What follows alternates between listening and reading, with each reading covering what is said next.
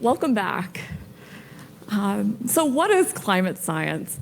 How does the science shape our view towards energy access? The two men on stage here need no introduction, but let me just share a little bit about our guest today, Dr. Stephen Coonan. So Dr. Coonan is a leader in science policy in the US. He served as a second Undersecretary for Science at the US Department of Energy in the Obama administration. Prior to that, Dr. Koonin spent 5 years as chief scientist at BP, where he played a central role in establishing Energy Biosciences Institute. Dr. Koonin was professor of theoretical physics at the California Institute of Technology and served as the Institute's provost during his tenure. He is currently a university professor at NYU, and he holds a BS in physics in Caltech and a PhD in theoretical physics from MIT. So with that, I will turn it over to Chris. Thanks, Ange. And look, the idea for this is truly just a dialogue. There's no rehearsal, there's no script. Steve doesn't know what he's gonna ask, and heck, he might be shooting arrows at me as well. But I wanna start out, the one thing I do wanna do is I wanna start out and have Steve tell us his story. You know, I think he's a tech nerd like me. Where'd you grow up? How'd your career unfold? Sure, so I grew up the eldest child of three, a family, middle class, or perhaps even lower middle class in Brooklyn, New York. From a very early age, I was fascinated with science and how the world worked, measuring things, and had the benefit of one of the extraordinary public schools in New York, Stuyvesant High School, which focuses on science and math. Had a great time there, and because it was the late 60s, it was the time to go to California, and so I went to Caltech, not only because it was in California, but also because it had a reputation as the hardest science and math school. I know we share an MIT heritage, but I like to think about Caltech as the best fifth of MIT. And I know both institutions very well. 4 wonderful years at Caltech, graduate school at MIT, did a PhD in theoretical physics, nuclear physics, then back at Caltech on the faculty, teaching graduate students and doing research. In the course of my time there, I supervised about 30 or 40 PhD students, wrote lots of papers. And about in the late 80s, I started to get a taste for the input of science to practical matters. And as you may know, this is what physicists do. So one of my mentors once said, a degree in theoretical physics is a license to poke your nose into anybody's business. And physicists have done this for a decade, centuries or so. And so I got interested and exposed to national security matters. Both DOD and the intelligence community did a lot of consulting with a group called JASON, which is a group I'm still involved with, and saw how you provide technical input into non-expert decision makers. You tell the story transparently, completely, these are the options, these are the risks, and so on. About that same time, I was asked to be provost at Caltech and learned about running large organizations, roughly a $500 million budget, leaving apart JPL, which is a NASA lab that Caltech also runs. And I think after about 9 years of provosting, I got kind of bored with that. It was a lot of fun, but you know, you've been there, you've done that, time to move on. John Brown asked me to come be chief scientist at BP. I said, I don't know anything about energy, except that it's conserved. And he said, don't worry, you'll learn. And I like to joke that I was, for a couple years, the highest paid graduate student on the planet as I learned the energy business. And that was just great. They didn't need me for oil and gas, but I did, I think, help them learn how to think about the bigger energy picture and move them into some interesting alternatives and renewables, particularly bioenergy, as was mentioned in the introduction. After 5 years of that, my wife says, we got to get back to the US. London is just a little bit too much for me to take anymore. Steve Chu, my friend, became Secretary of Energy, and he said, come help out. I did that for 2.5 years, which is a longish time for a Senate-confirmed appointment. Helped guide the government in its investments in energy technologies, and also push back within the department against Secretary Chu. Nobel Prize winner, has a lot of confidence and a lot of knowledge, but Steve needed somebody in the department to challenge him a bit on the technical issues. A lot of fun doing that. And then I went to NYU to start a center on big data for big cities. So it was very interesting to see how big data is being applied in your organization. Did that for 6 years. You know, there's a famous physicist in the early 20th century, Leo Szilard, who's famous for having drafted or written the letter that Einstein sent to Roosevelt to get the Manhattan Project kicked off. And Szilard was quite a character, if you read the biographies. He had his own 10 commandments.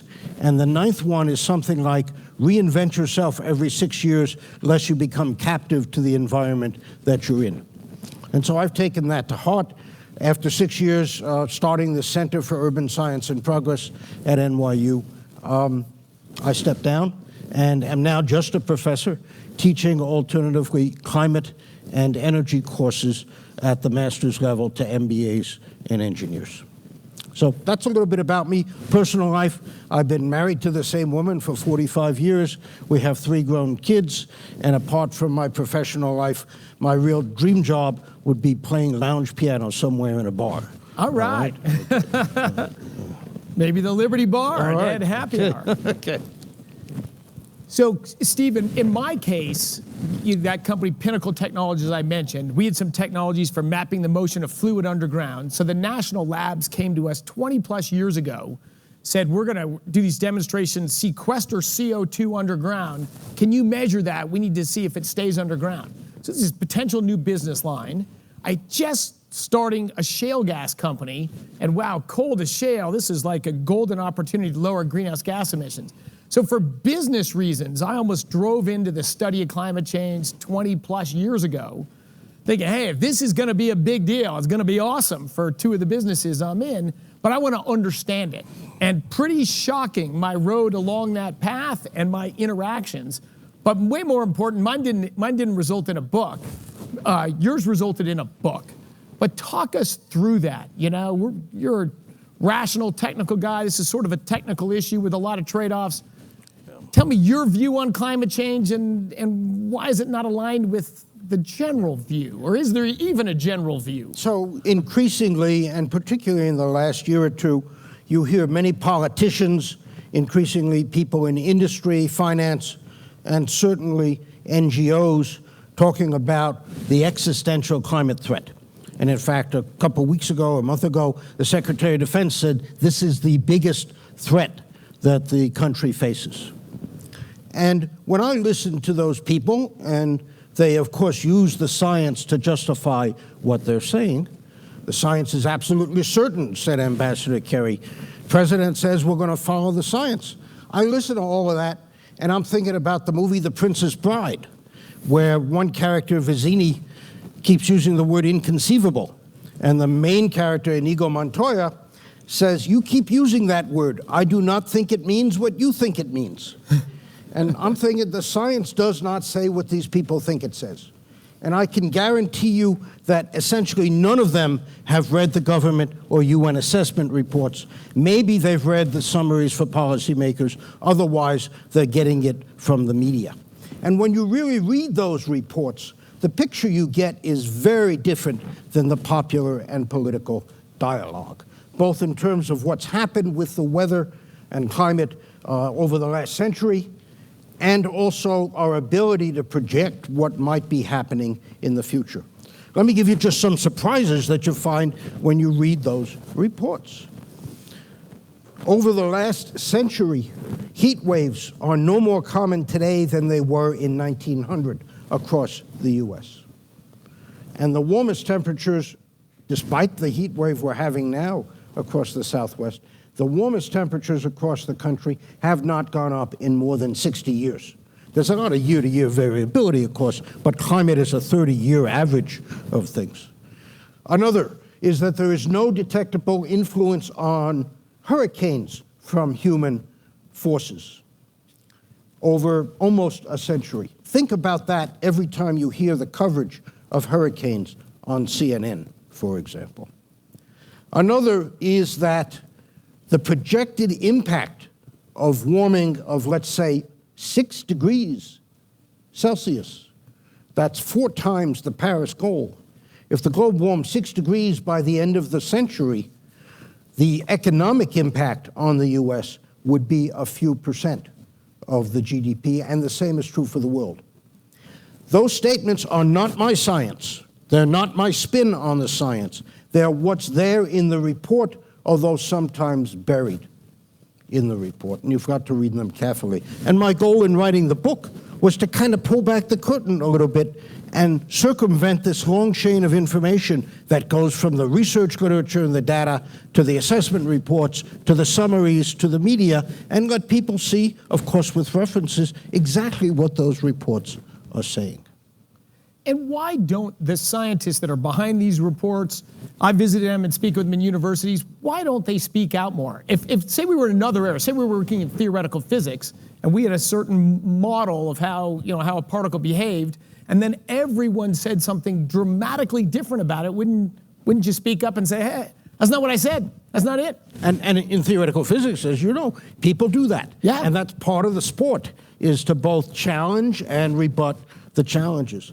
The problem here is that the subject of climate is, first of all, not as clear as theoretical physics, and so it's much more difficult to establish truth and falsity, in part because we have poor observations, complicated modeling, limited data, but also because it strikes at the heart of human existence, the changing climate, degradation, allegedly, of our environment. If we responded to it as some people would like, it would entail massive changes in society, and we can get onto those, I hope, in a while. But there's a lot of peer pressure. Okay, look, I wrote this book, all right, published a month Everyone's ago. going to get a copy of the book signed by Stephen. We held them till after lunch. They're in the back. I tried to stick to exactly what's in the reports, okay, and just tell people, here's what the real science says. And I've already gotten trashed in ways you would not believe by some reputable scientists, some of whom used to be friends, actually, in the media, because I think there is a narrative that people are trying to enforce in order to stimulate action, and any deviation from that narrative is punished. And I'm far enough along in my career, and I've got enough experience giving advice and portraying science to non-experts. I really don't care. I'm just trying to get the truth out there, because I think it will result in better societal decisions. Absolutely. Now, you worked for 5 years in London at BP when that was beyond petroleum. So 5 years, world top scientist. Where's the beyond petroleum future? I read the analysts in our own industry telling me the energy transition's happening faster than we thought, and oh my God, we're going to be out of business in 10 years. I can't believe the stuff is written by analysts in our own industry. But what's your view on that? Is it hard to redo the world energy system? So let's talk about the goal first, okay? If you really want to reduce human influences on the climate, we need to zero out greenhouse gas emissions by 2050 to stay below 1.5 degrees of warming. We've already seen 1 degree of warming. Or by 2075 to stay below 2 degrees. And when you look at the growing demand for energy due to the development of most of humanity, as you nicely outlined this morning, and you look at the fact that fossil fuels, particularly coal and gas, are the most convenient way and reliable way of satisfying that demand. And right now we have no alternative to oil for mobility that's viable. We can talk about electric cars in a little bit. And given the timescales that you have to do this transition with, I have said in the book, it's practically impossible. We are not going to do this, right, given all those competing tendencies. Now, the administration has put forward some bold plans for decarbonizing the U.S., and we can talk about those in a bit as well. But even if the U.S. went to zero, the U.S. is only 15% of global emissions. And so whatever reduction we manage to make would be wiped out by a decade's worth of growth in the rest of the world. So I don't see how this is going to happen, right? And we're going to be using fossil fuels at least till mid-century, and I would say very likely till the end of this century in significant ways. What, in your looking at energy technologies, what was the most promising thing that could grow market share in the world energy system? Are we talking from a technical perspective, or from an economic perspective, or from a psychological perspective? Because, as you know, people's perceptions about energy technologies are really important as well. Right. Well, that leads to government subsidies and investments, but ultimately, I don't think that's enough to drive meaningful additional energy. Yeah. So I guess the balance between it's got economic prospects, it may attract some capital, and 30 or 40 years from now, it may have many percent more market share in global energy. If the world places a lower priority on reducing greenhouse gas emissions, and we know that more than half the world is still just trying to get energy, never mind where it's coming from, I think it's going to be gas. Coal has got its own downsides, but gas, particularly here in the US, for reasons you all know much better than I, gas is wonderful. We can talk about its climate impact in a minute. That's an interesting side note. But if we care, you've got to electrify the transportation system. Can't produce enough biofuels, I think, to satisfy the demand. And you're going to have to make that electricity emissions free. And yes, wind and solar are wonderful, but for every megawatt of wind or solar you put in, you got to provide backup in some way, because the electricity grid has to be extraordinarily reliable. And the only way right now to provide that backup is through fission, or eventually if other storage technologies get to be economic and scalable. We're not there yet with those at all. So we got to build nuclear, all right? Yep. And we haven't built a nuclear plant in this country in 20 years. We've got a couple trying to build, big ones.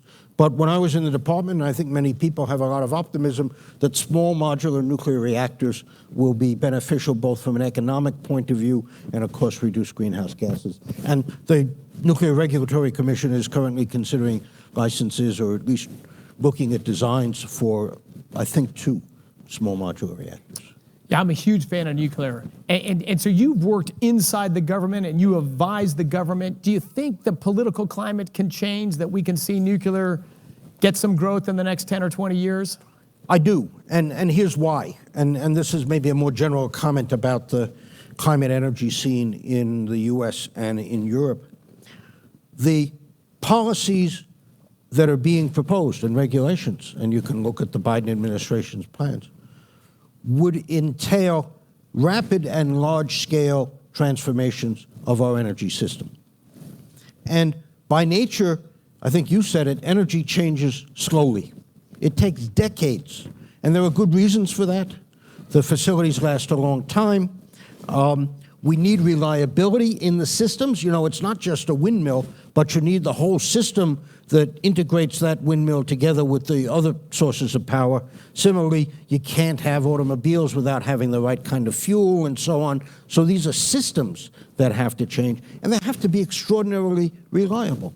If you start monkeying with them too much, too rapidly, you're going to lose reliability, costs are going to go up.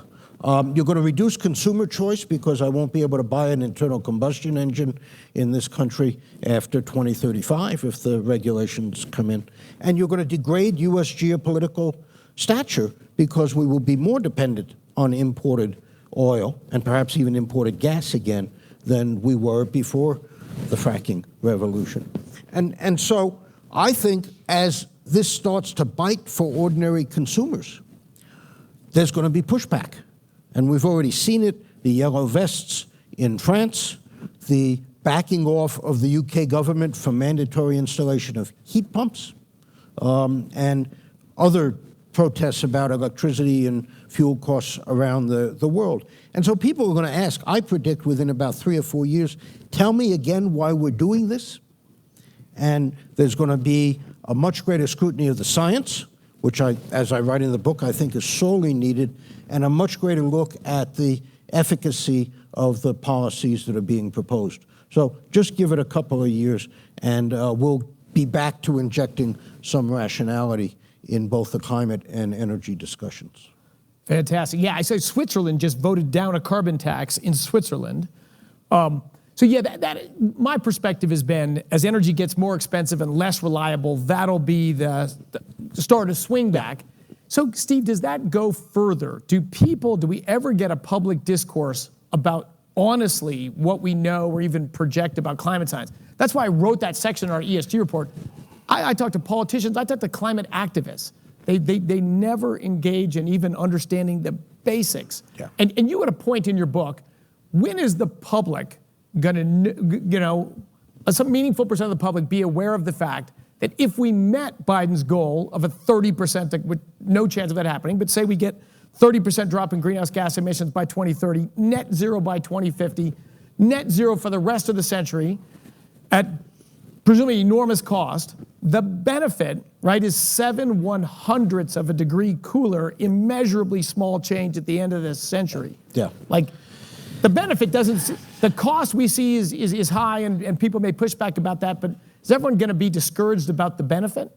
Yeah, well, the numbers are what they are, and I'm pleased, and I think you were unusual in the oil and gas business of laying it out as you did in the ESG report.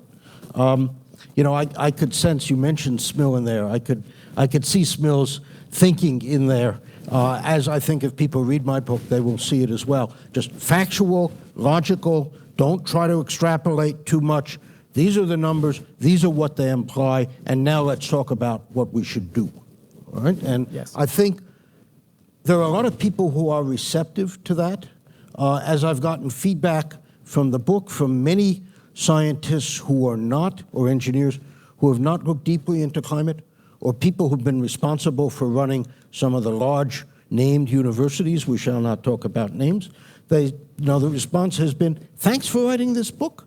I had not realized many of these things, and I've now got the basis on which to ask smarter questions for the people who are pushing us to go in this particular direction. So I think that's what we need to do. We're not going to win over everybody, but we've got to stand up for a factual, logical discussion. And frankly, I think the oil and gas industry, particularly the big ones, have been remiss in some of the legal proceedings I've been following and so on, in standing up and challenging the science with, here's what actually the data says. And so why are you so concerned about sea level rise?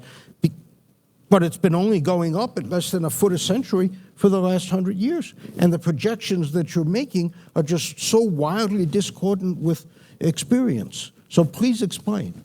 And I think we need more of that kind of discussion. Yeah, I agree with you. Very disappointing to see our industry not do that. Everyone accepts the narrative and then shows how they're part of the solution. Yeah. So in the book, and again, in lines with Vaclav Smil, this fantastic, probably the best energy thinker in the world, and he writes a ton of books. They're very nerdy, but they're just sober, and he's very smart, and they're very good.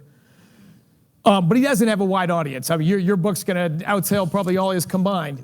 But with your book, and your background and credentials are just so perfect to speak to this, are you getting invitations to speak at the national labs, at universities? Who wants to engage with you, and who doesn't want you talking out loud? So I just back on Smil for 1 second, and then I'll answer that.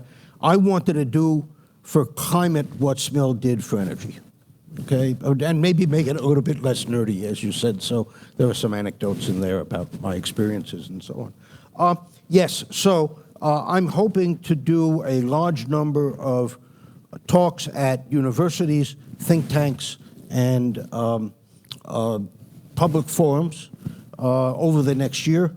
I've got, I did just a couple weeks ago a talk at Lawrence Livermore National Lab. Right. By the way, the national labs, which are a wonderful complex of research institutions, is with both non-defense or non-national security, but also national security research, they need to get smarter about climate because the Secretary of Defense and the ODNI, the Director of National Intelligence, said this is a major threat. So let's apply the same rigor to analyzing climate and energy that we do to other national security threats. So national labs, I did one at Livermore about a month ago. Great reception, wonderful questions. I'm not sure I won many people over, but the book is there. I've got, let me not name the particular universities yet, since they haven't been announced. Yep. But universities in the top tier of this country's higher education operation. And I hope to get on the stage and tell the story a bit, but then ask some of the experts who are at these universities, how come it says minimal economic impact, but you're still either saying yourself or tolerating others to say that there's a climate crisis and we've only got 10 years left and so on? Where is the scientific establishment pushing back against the inaccuracies in the public dialogue? Yeah, it's so disappointing. And so Steve, let's talk about that. I think in our original dialogue, we shared this same view. One of my problems with the sort of climate mania is it's pushing kids in school away from science, because it's this authoritarian enforcement of orthodoxy. That's not what science is. So talk to us about the science versus science. Science. The assessment reports, so for those of you who don't know, the UN puts out every 6 or 7 years a big report assessing the state of the science and making recommendations to policymakers. The next one is due out this summer in the end of July, early August. The US government is mandated to put out a report every 4 years. The next one will come out in 2023. And activists and people who want to move the country and the world in a certain direction, and they have perhaps legitimate reasons for wanting to do that, use these reports, and particularly the more inflammatory statements in them, as a vehicle for saying the science is settled, it's been peer-reviewed, et cetera, and there's no reason to challenge it. And of course, that's a wonderful stepping stone then to teaching or convincing non-experts and young people that, hey, the world is going to end in a decade and we had better do something. I think that's really immoral. And it's immoral in several ways. Of course, discouraging young people, absolutely. But also, it tarnishes science. And we can talk a little bit about the COVID examples where this kind of thing has also happened or happening. But it also usurps from the public. We are a democracy. The public really needs to know what the science actually says. And if organizations obscure that or hype it, then you're usurping from the public the right to make fully informed decisions about how much risk to tolerate, how much economic growth you want to balance against environment, north-south equity, geographical equity, all of those values things that you have to weigh with the science. And then finally, we've got so many other problems in this country right now, and placing this one, which is frankly a vague, distant, and uncertain threat at the top of the priority list, really incurs so much opportunity cost that I think as I said, it's just immoral to be representing the science as more certain than it is. Yes, and so do you hear, like when you spoke at Livermore, again, no details, right? Did they engage in this dialogue of the science versus science? No, because the audience was all scientists and engineers, and they understood exactly what I was saying. I gave them the references in the reports if they didn't know it. Page 327 in the IPCC report says no detectable human influences on tropical cyclones, hurricanes. And were they not aware of that? Most people are not. Even at those national labs? Yeah, because most of them are not involved in climate science. Some of them are.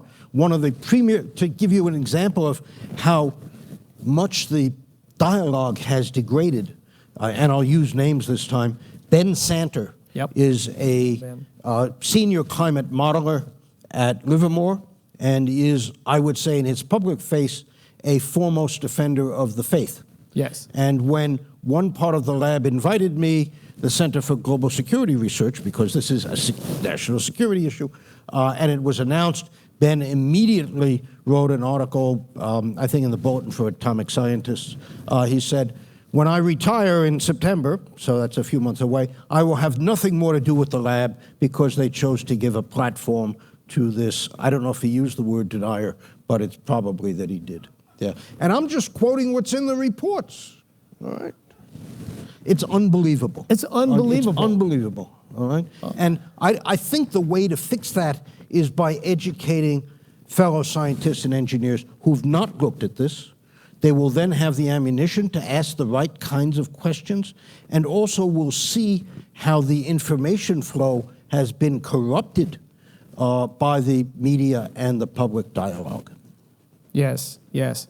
I think in the way you've done it in the book, if you present logically the facts and not, there's, as I say, you never want to be the anti-Al Gore. I've spoken at universities a number of times on climate change, and actually the reaction is incredibly positive. Yeah. There's a small number of activists that, Do you have demonstrations for your talks? Anybody I show have up? for my testimony in front of the Climate Crisis Committee. Extinction Rebellion held a funeral for the Earth when I showed up. I thought, think of all these college kids in these black suits. I mean, all the girls dressed in black and faces painted white and the lipstick, and they were holding roses for a funeral for the Earth as I walked in. But for climate change talks, maybe the news doesn't get out enough. I find the reaction pretty positive. Yeah. Because I think 10 or 20% of people, they don't care about the facts. But most people they've never heard anything, but it's a really giant problem. We have to act. If they see the data and then they realize, no one actually showed me the data on the other side, and you showed me the data. Most of them, I think they're very open to getting a more realistic perspective. I think the public as a whole probably is. But we just don't have the avenue to engage with it. Yeah. The politicians have taken, about half of the maybe more than half, have taken this up as a cause célèbre. And I think that's another part of the problem. I quote in the book, and I think is a very powerful quote, from H.L. Mencken, who was a journalist in the early 20th century, very pithy remarks. And one of his quotes is that the purpose of practical politics is to keep the public alarmed by a series of mostly imaginary threats so that they can be clamoring to be led to safety.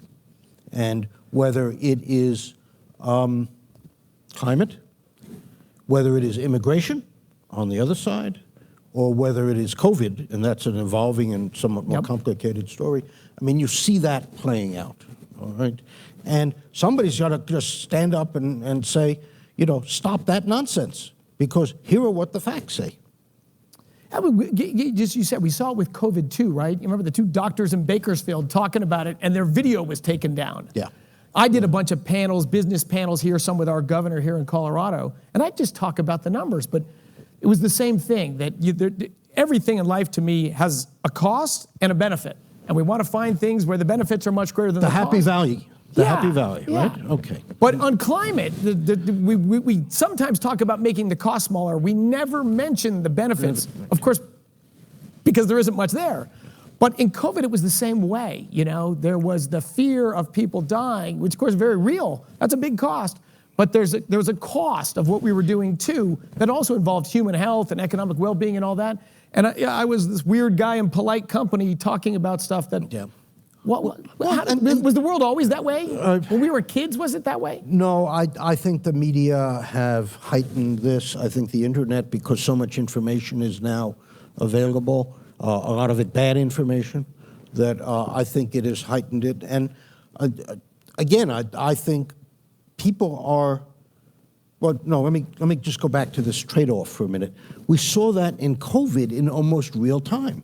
You had the governors and many other people clamoring to open up the economy, acknowledging that there were risks, and you had the public health people saying, here, if you do that, people are going to die. Well, yes, some people are going to die anyway, and you have to set that balance.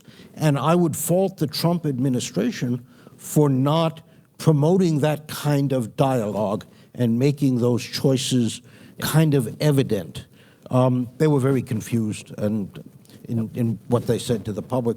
But you did have Fauci on one side, and then you had the economists and the business people on the other side. Eventually, we sorted it out. I think things are better now because we've got the vaccines, and cases are going down. But it is a great analog to the climate discussion, where there are costs to reducing emissions, not only internal costs, but as you again mentioned this morning, the 3 billion people in the world who don't have adequate energy, and the detriment of conventional wood and dung being burned. So there are costs. I think part of it also is that the young people are looking for a greater cause. And they've taken this on, the protection of the environment and local environment, obviously, pollution, plastics, et cetera. But also they've taken on the global climate as a great challenge. And I wonder if we couldn't redirect them somehow to improving the lives of the 3 or 4 billion people, whatever cut you want to use, who don't have adequate energy. Yeah, I've been a board member of an environmental group for a good chunk of my life. I'm an outdoor wilderness guy. We're a wealthy society, so we can do these great things. But I think the interest in what would have been environmentalism when you and I were young is so different today. Like kids today, I see the protesters were out. They have no idea the air in Denver is just monstrously cleaner than it was 30 or 40 years ago. So it's mostly global. It's mostly climate change. And so to me, I think it's less tangible. But I do think most of it is it gives a meaning in life. The planet is going to die, and I'm going to fight to save it. And then there's these demons that I'm fighting against. But it seems to have a very strong emotional appeal with no data or facts. Right. People don't even bother to learn them. I think it just sort of fits, right? And so society is running with it. It's like one of my friends who's both a physicist but a great historian, also a student of history. It's like the Crusades. If you look back in medieval Europe, the king mounted a great army of people to go off to the Holy Land at great cost, but also with uncertain and distant and probably unachievable goals. Yeah. I think the cure to a lot of this, and you've certainly been involved with that, and I have as well, is both climate literacy and energy literacy, and things that are accessible to people not only at a technical level where we talk numbers, but also at a more visceral level. And I'll put in a plug. You probably know Scott Tinker. Yes. And Scott's films, both Switch and Switch On. Yep. Switch about the energy system and Switch On about energy poverty, I think are really good for people who are not quite as numerate or quantitatively thinking as we are. Oh, Scott does great stuff, and he's all around speaking. He's such a kind, generous. Yeah, he's very credible. I'm a huge fan and supporter of what Scott's doing. And so maybe just other ways to spread it. Again, as we both said, a little disappointed in our own industry engagement of that. And then I think of reporters, right? Energy reporters tend to write about energy, and they tend to write about climate. Right, so there was some interest in this report that we released. I've done 3 interviews with major print publications. Yeah. And what was shocking to me, 2 things. One, all 3 of them were like, why did you write this? Why? Everyone's saying that. Why did you write this? And then I got that right up front from all 3. And then the most disappointing thing I learned pretty quickly was none of them had read it. Yeah. Oh, I read the summary up front and I glanced through it. Yeah. I'm like, so what are the takeaways? To me, it wasn't like 5 bullet points, right? In your book's more in depth. It's right. If you're going to credibly make a case, we got to put some data out there. We try to make it as digestible as possible. But if the press that writes on these things won't read that, I don't know when you interview for your book, if people read your book? Some have, most not, and certainly the people who criticized me have not read the book. I know that because I asked one of them, did you read the book? And he said no. But what they do instead is to criticize what was written in a review of the book, which of course is necessarily less precise and nuanced than what's in the book itself. It's crazy. It's just completely crazy. Did you, when you put out the ESG report, how many people said, oh, it's just your own self-interest, you're in the business, and clearly you have an interest in perpetuating fossil fuels? So I haven't got that feedback yet because I'm betting those people haven't read it. Obviously, first win in our industry, it has spread. I mean, I've heard from some politicians and some people in cultural things.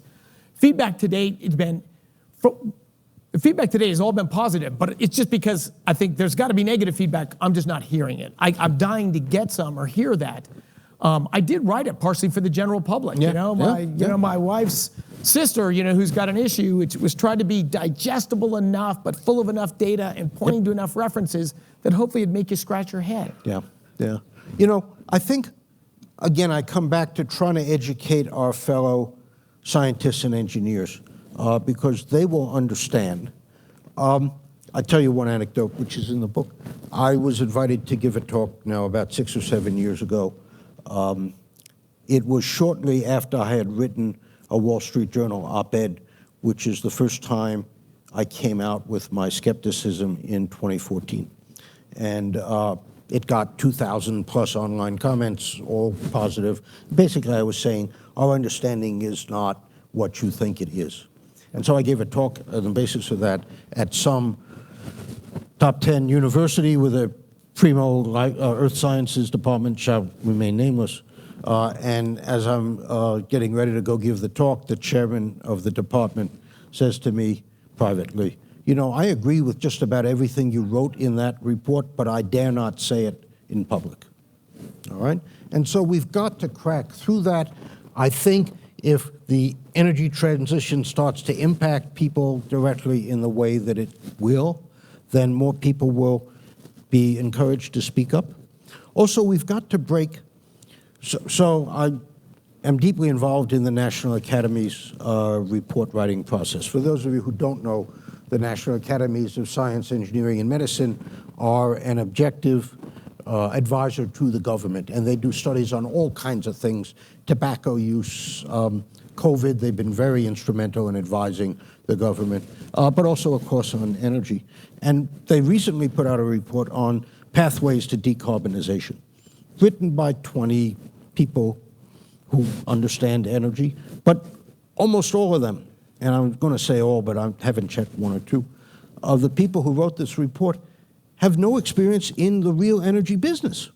They've never had to provide electricity 24/7 or fuels at a low cost or extract gas out of the ground.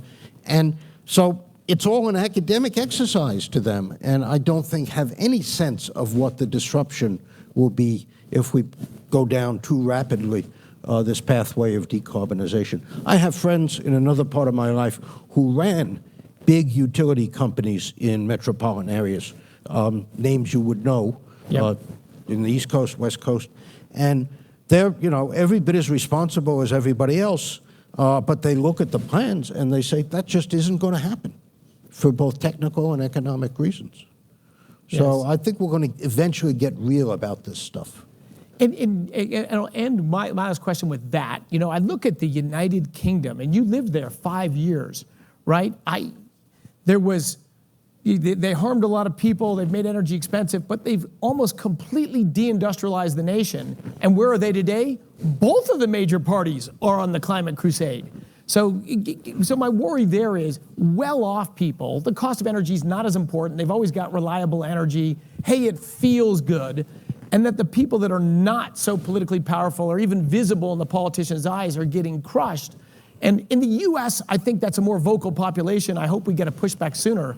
But it's very disheartening to me to see to the extent to which the birthplace of the Industrial Revolution has deindustrialized its country, impoverished the bottom half of the population, and they're still charging on. Yeah, and it's crazy. And maybe, you talk about the deindustrialization, that's worth a remark also. A theme when I was in the Obama administration and now again in the Biden administration is innovation. The invention of new technologies will improve the economic prospects of the country. What people forget is that there's a difference between where a technology is invented versus where it gets manufactured, where it gets deployed. And yes, the US is great at inventing and demonstrating things, and I'm all for us doing that with low emissions technologies. But unless this country becomes a premier manufacturing venue, and that's cost of labor, regulation, cost of energy, unless we do that, we're not going to reap the full economic benefit of any of this. Yes. Why don't we open it up? I could have this dialogue till happy hour. But why don't we maybe turn the lights up, Ange? Why don't we open it up and we get another 15 minutes or so with Steve? And I'd love to hear questions from anyone in the room and online, but we got to reward the people that made the trek here first. So anybody have a question for Steve? I see one right there. Sky, to your left, or no, you don't have the mic. Over here to the left. Microphone is coming. I think that's Frank under that hat. Hey, thank you for being here. I think you made a good point about the politicians' payoff and how they can create some drama and then lead people out of it. Good point about younger people and how they just want something to rally around. What's the payoff for the guy that said that you were a denier? What's the payoff for the scientists that should know better? What do they get out of this climate activism? I think it's several things. When you're an academic, you become fully invested in your work. And if you have made a 20-year career on trying to quantify and mitigate the dangers of greenhouse gas emissions, it's pretty hard to turn around. But that's true in all fields of science. As somebody said, paradigms change only by one funeral at a time when people drop out of the field, the older people. The second is there are a good number of young people in the field who've gone into it with the expectation that they're saving the planet. And the third is that there is, of course, funding and fame and prominence associated with it. So I think all those are at play with the academics.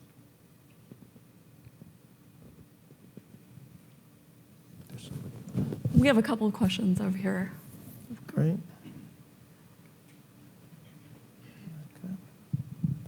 Thank you. Roger Reed, Wells Fargo. Question I have for you, you mentioned, when this starts to bite, I guess, as one of the ways to phrase it, people may start to push back, or people who should know better will start to speak out. I mean, we are starting to see issues with the electric grid, California, Texas. Are those the first signs? And how bad does it have to get before people actually, change their tune on it, I guess? I think, beyond Texas, I would add the Colonial Pipeline hacking, not because it's got anything to do with the energy transition, but it makes people realize how important reliable energy is to the functioning of society. We can go into the causes of why California is having so much trouble, or why Texas had the trouble that it did. It's not only renewables, but it's failure of regulation to build a capacity market, for example, in Texas.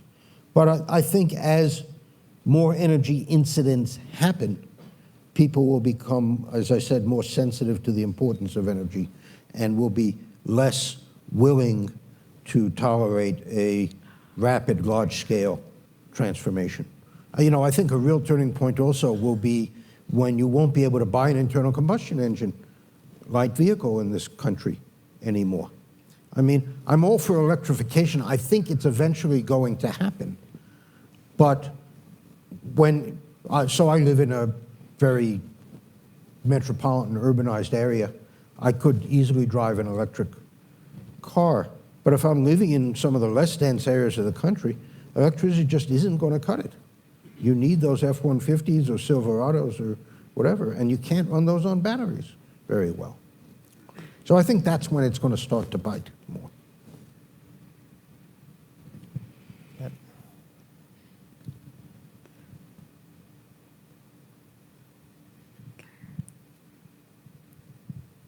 That was a good segue into just another EV question. You mentioned the EVs earlier, and so we'd circle back to it. Now we kind of have, but if you look at kind of the myriad of headwinds to getting EVs where people project they'll be by 2030, whether it's the amount of mining we need to access, the amount of batteries that go in those cars associated with all those sources, infrastructure, logistics, the grid, what do you view as the biggest impediment to penetration of EVs and to kind of the rapid adoption of EVs that people are embedding in their forecasts and declining gasoline forecasts over the next decade? Consumer choice, I think. You know, an automobile is a big investment for somebody for some number of years. I think there's concern about the charging infrastructure. Charging time is another issue. Grid capacity, that's not a consumer issue, but it is a real systems issue. I think performance, you know, as the temperature goes down, I wouldn't want to be driving in an EV across the Midwest at 20 degrees Fahrenheit. I need the heater, that's going to drain the battery. The battery performance itself goes down. And in warm weather, the air conditioner is a drain, whereas an internal combustion engine, you've got all this extra heat, parasitic heat, that you can use to drive those systems. So I think that's probably the biggest impediment, and I have no doubt that engineering will be able to mitigate some of those. But you know, to get to 100% sales by 2035, when we've got about 3 or 4% sales right now, I don't see how that's going to happen. Just don't.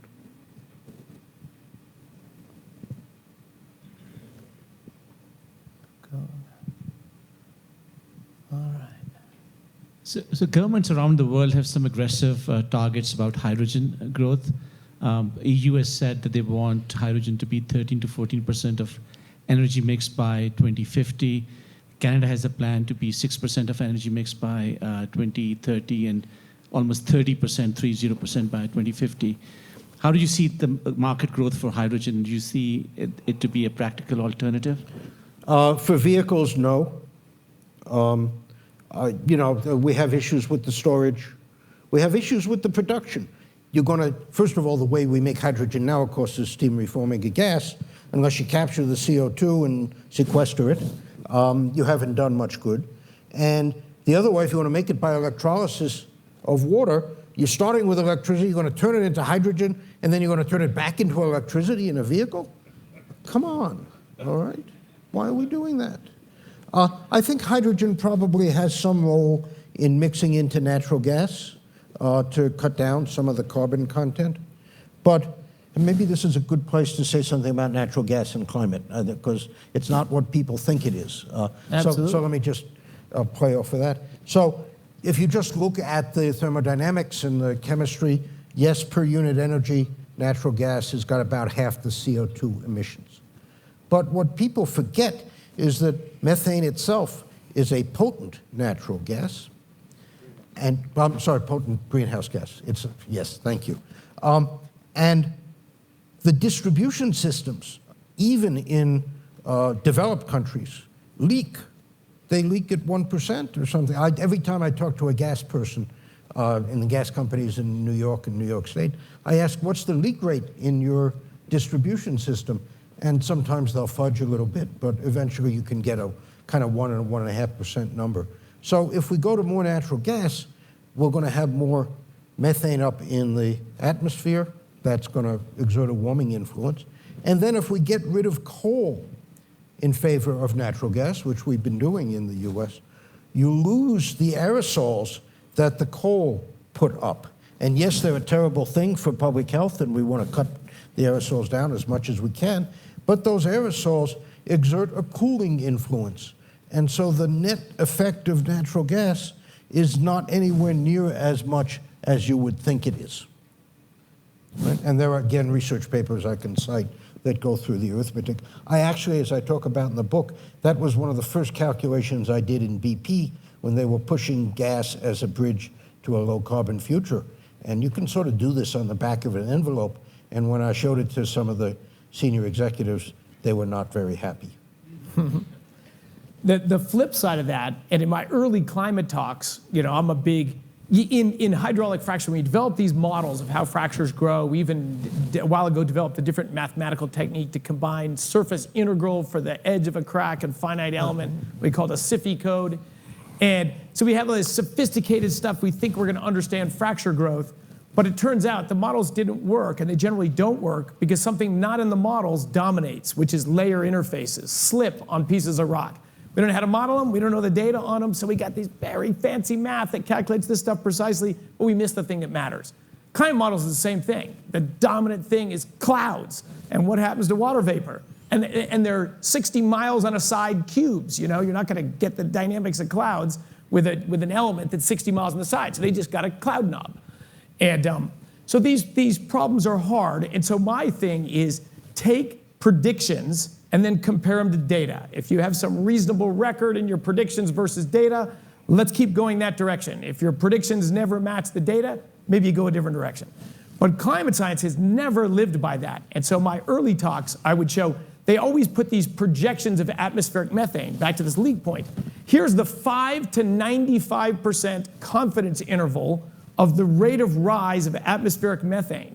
And for the first 18 years of their projections, it was not 1 year within the 5 to 95% confidence interval. That seems, maybe that wasn't a 5 to 95% confidence interval, but they didn't change it very much. It just continually, only in the recent data does it edge into the bottom. Yeah. So to me, it's follow the data. So you're exactly right about what you said about climate models. We could bash them forever. But they're useful for research, all right? Yes. But for making trillion-dollar decisions, not so sure. Another methane factoid. So most people don't know, only 25% of methane emissions come from fossil methane, leaks and coal bed methane.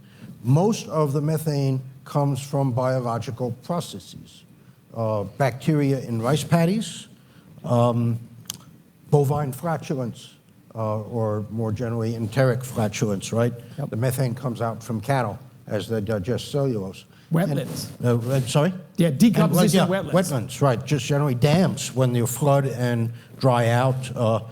Tremendous sources of methane. So if you really want to reduce greenhouse gas emissions, you got to deal with those non-energy things as well. And the world hasn't really talked much about that. Last couple questions here. We've got 3 minutes left. One up front, Peter, and then you're second. Okay. Oh, Dick's up. I don't know much about this, but I talked to these experts who say that the cost of an electric car, when you look at the oil and gas that goes into the pieces of an electric car, what are the real economic consequences of building an electric car? Yeah. So there have been extensive studies on this. You can talk about what the situation is now versus what it might be in 5 years with better battery technology and so on. But the total cost of ownership, which is what is being measured, lifetime, fuel, maintenance, and so on, it works out to just about the same for electric. So another story. So I'm in the Department of Energy and trying to help formulate the technology strategy. And we ran a workshop for the public on vehicle fuels. And at one point in the workshop, I had proponents of vehicle efficiency and internal combustion engines, biofuels, advanced biofuels, hydrogen, electricity, and CNG. And they're all up there saying, government, if you just provide the fueling infrastructure, we will be able to make the vehicles of the future. And I reminded them, that we can only support maybe 2 fueling infrastructures in the country as a whole, just from practical economics. And an interesting squabble ensued between those 5 different parties, all right? So to zero thought of the costs are the same if you include the uncertainties in the projections. There are advantages, though. An electric car runs on electricity. The price is pretty stable because we have multiple sources of them. And so you reduce that variability in gasoline cost. The maintenance costs for an electric vehicle are very small.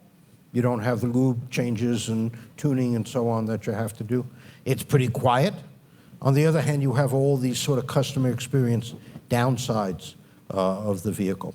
So I think it's eventually going to happen, but it's going to be a lot longer than 30 years for that to kick in, at least in the U.S. So there's trade-offs. Of course, always. Happy Valley, find the happy valley. I learned that phrase, it's good. Very good. That's great. We are right on time. Oh, do we have one more question? Maybe we'll sneak one in and we'll close it out. Thank you. My name's Joe Brooker. First and foremost, thank you for this book. It's fantastic. I've referred it to 100 friends now. And a guy with your stature, your experience, your bona fides, we need a guy like you, and thank you for writing this book. And Chris, thank you for bringing Dr. Koonin here. This is something all of us have to read and understand. And I've read it, yeah, full disclosure. And I wanted to tie in on the methane factoids you provided, not to be too geeky here, but I was wondering if you could just take a minute, because I've tried to synthesize what you've written and share it with folks that I talk to. I'm one of the few oil and gas professionals that live in Boulder County, Colorado, so I have a challenge ahead of me. But as Chris said, people are thirsty to know more. I've given more lectures on hydraulic fracturing on my back porch from folks from all over the country who appreciate it, to the point of where when I'm asked the question, my wife says, "Oh God, here he goes again." Sorry. But what I hoped you could spend a little bit of time and share with us and help me as I go out and spread the word is your chapter 2 is something like humble human influences or something like that. It was very impactful to me to see data, because we live in a world where facts matter. We are on oil and gas well sites pumping fluids at high rates and high pressures, and if facts get messed up, people can die. What I appreciate about your book is it gives us facts to go out and speak to people about. So if you could take a minute and help me synthesize my messages as well, and hopefully others, in this topic of humble human impacts or influences, that would be very helpful. Thank you. So humans influence the climate in several different ways, but the two that are most relevant here are the emission of greenhouse gases, mostly CO2, but also methane and nitrous oxide and some more exotic stuff that's not so important, and aerosols. And the greenhouse gases enhance the ability of the atmosphere to intercept the heat that's coming off the planet. The planet really runs by absorbing sunlight and then radiating almost an equal amount of heat back into space. That has to be balanced to within better than 1%. And the atmosphere helps warm the planet by intercepting some of that heat and re-radiating it before it finally gets out again. We add greenhouse gases to the atmosphere and it improves the heat intercepting ability a little bit. Only 1%, what we've done to date. And you might ask, how can a 1% thing make a difference? It does, because the temperature rises we're talking about of a few degrees are 1% of the temperature of the Earth if you measure it in Kelvin, which is the right way to measure it for a physicist. But there are many other influences on the planet beyond the aerosols and the greenhouse gases.